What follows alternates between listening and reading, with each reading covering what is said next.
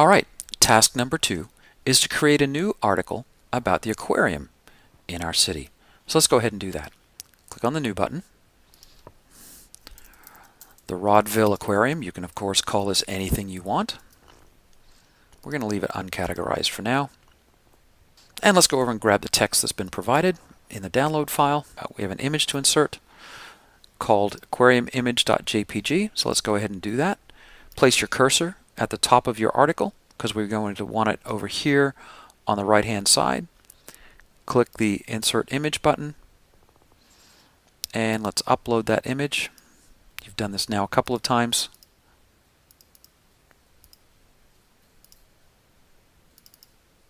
aquariumimage.jpg, upload.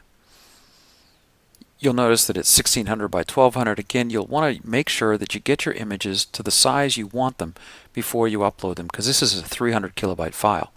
We're not going to worry about it for this exercise, but we are going to resize it right here, set up the alignment, set up the spacing.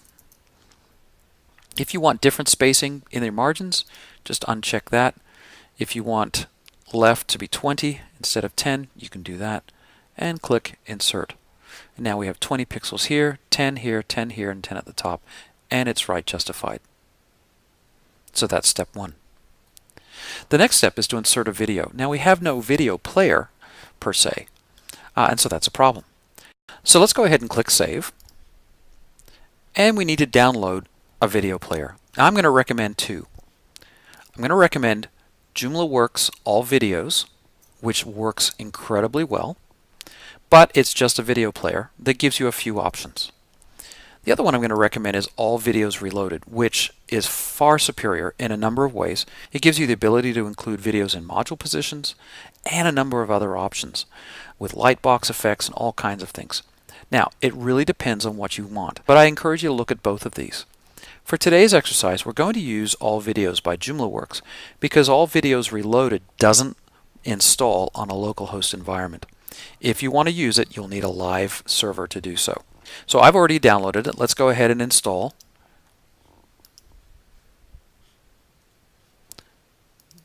the plugin for Joomla Works. So we've got our plugin installed.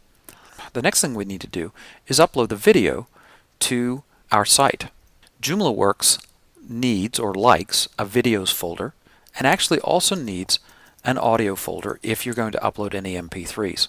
So I've done that, and I've already uploaded the aquariumvideo.swift file from the download section of the site. If you haven't done that, go ahead and grab that video, download it, and then put it into your Images, Stories, Videos folder, just like that.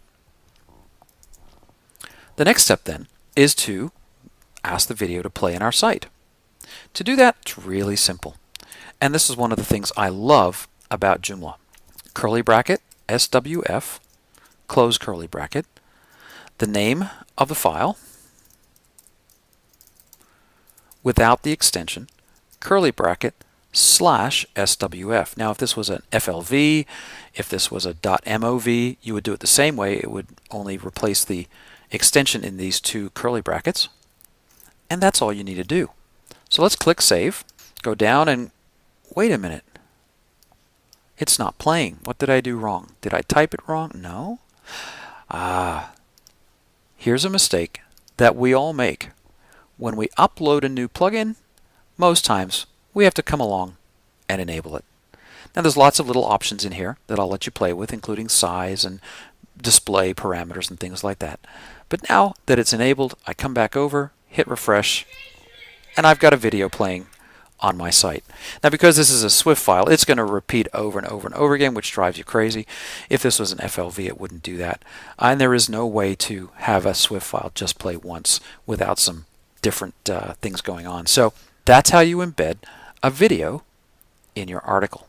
So for this exercise then, we've inserted the text, the image, the video. Now let's insert the ticket code so people can buy tickets to our event.